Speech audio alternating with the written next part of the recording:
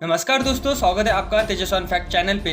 हम लेके आए हैं आप लोगों के लिए घर बैठे 12 ज्योतिर्लिंग के दर्शन और साथ ही भगवान शिव के 12 ज्योतिर्लिंग के पौराणिक महत्व, उनका इतिहास और भारत में कहाँ कहाँ स्थित है भगवान शिव के 12 पवित्र ज्योतिर्लिंग। दोस्तों, हम दिन प्रतिदिन नष्ट हो रहे सत्य सनातन धर्म को प्रसारित करने के लिए सत्य सनातन धर्म का इतिहास बताते हैं। तो दोस्तों, आज की वीडियो की शुरुआत करते हैं भगवान देवादिदेव महादेव के 12 ज्योतिर्लिंग में से पहला ज्योतिर्लिंग, जो भारत के गुजरात में पश्चिमी तट पर सौराष्ट्र क्षेत्र में वेशिवल के पास प्रभास पाटन में स्थित है, जिसे सोमनाथ ज्योतिर्लिंग माना जाता है। यह ज्योतिर्लिंग भारतीय इतिहास तथा हिंदुओं के चुनिंदा और महत्वपूर्ण मंदिरों में से एक है। कहा जाता है कि इसका निर्माण स्वयं चंद्रदेव ने किया था, जिसका उल्लेख शिव पुराण और ऋग्वेद में भी स्पष्ट है। पौराणिक कथाओं के अनुसार भगवान श्री कृष्ण ने अपने शरीर का त्याग यही किया था।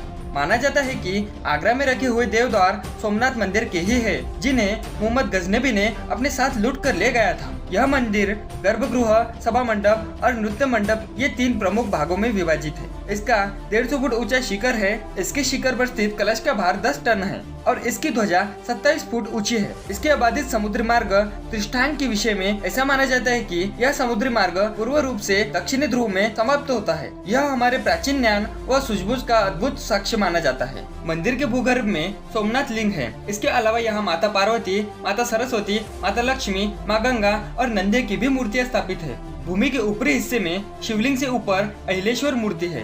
वही मंदिर परिसर में गणेश जी का मंदिर है, जबकि उत्तर द्वार के बाहर अघोर लिंग की मूर्ति स्थापित है। नगर के द्वार के पास गौरीकुंड नामक सरोवर है, जिसके नजदीक एक पवित्र और प्राचीन शिवलिंग है। पौराणिक अनुश्रुतियों के अनुसार सोम ये नाम चंद्रदेव का है, जो ब्रह्मदेव के पुत्र प्रजापति दक्ष के दामाद थे। एक बार उन्होंने दक्ष की आज्ञा की अवहेलना की, जिससे कुपित होकर प्रजापति दक्ष ने चंद्रदेव को श्राप दिया कि उनका प्रकाश दिन प्रतिदिन धूमित हो जाएगा और उनका क्षय हो जाएगा। सभी देवी देवता, ऋषिगण आदि सौराष्ट्र के समुद्री तट पर पहुँचे। तब ऋषि मार्कंडेय, जो महामृत्युंजय मंत्र के रचयिता है, जिन्होंने महादेव की तपस्या कर अपने मृत्यु पर विजय पाई, उन्हें बुलाया गया। वहाँ पर माता सती, जो भगवान शिव की अर्धांगिनी और प्रजापति दक्ष की पुत्री थी, वो मौजूद थी। सभी ने महामृत्युंजय मंत्र का जाप कर भगवान शिव की आराधना की। देवादिदेव महादेव वहाँ पर अवतरित हुए और चंद्रदेव को मिले हुए श्राप के प्रभाव को कम किया और उन्हें अपने मस्तिष्क पर धारण किया। इसी प्रकार चंद्रदेव ने वहाँ पर शिवलिंग की स्थापना की, जिसे सोमनाथ के नाम से जाना जाता है। आज के समय में यह मंदिर भारत की संस्कृति और सनातन धर्म की शोभा बढ़ाए हुए है। आक्रमणकारियों ने इस मंदिर पर 6 बार आक्रमण किया। इसके बाद भी इस मंदिर का वर्तमान अस्तित्व इनके पुनर्निर्माण के प्रयास और संप्रदाय का सद्भावना का ही एक परिचय है। सोमनाथ मंदिर पहली बार किस समय बना, इसके बारे में तो कोई ऐतिहासिक प्रमाण उपलब्ध नहीं है, पर फिर भी यह जानकारी जरूर प्राप्त है कि 649 ईस्वी में इसे वल्लभी के मैत्रिक राजाओं ने दोबारा बनवाया था। इस मंदिर को 725 ईस्वी में सिंध के मुस्लिम सूबेदार अल जुनैद ने तोड़वा दिया और 815 ईस्वी में प्रतिहार राजा नागभट्ट ने इस मंदिर को दोबारा बनवाया था। सन 1024 ईस्वी में मोहम्मद गजनबी ने अपने 5000 साथियों के साथ सोमनाथ मंदिर पर हमला किया और 25,000 लोगों का कत्ल करके मंदिर की सारी धन दौलत लूट के ले गया। मोहम्मद गजनबी के मंदिर लूटने के बाद राजा भीमदेव ने उन्हें इसे दोबारा बनवाया। सन 1093 में सिद्धराज जयसिंह ने भी मंदिर की प्रतिष्ठा और उसके पवित्रीकरण में भरपूर सहयोग किया। 1168 ईस्वी में विजेश्वर कुमार पल और सौराष्ट्र के राजा खंगार ने भी सोमनाथ मंदिर का सौंदर्यीकरण करवाया था। सन 1297 में जब दिल्ली सल्तनत के सुल्तान अलाउद्दीन खिलजी के सेनापति नुसरत खान ने गुजरात पर हमला किया, तो उसने सोमनाथ मंदिर को दोबारा तोड़ दिया। उसने पवित्र शिवलिंग को भी खंडित कर दिया था तथा सारी धन संपदा लूट ली।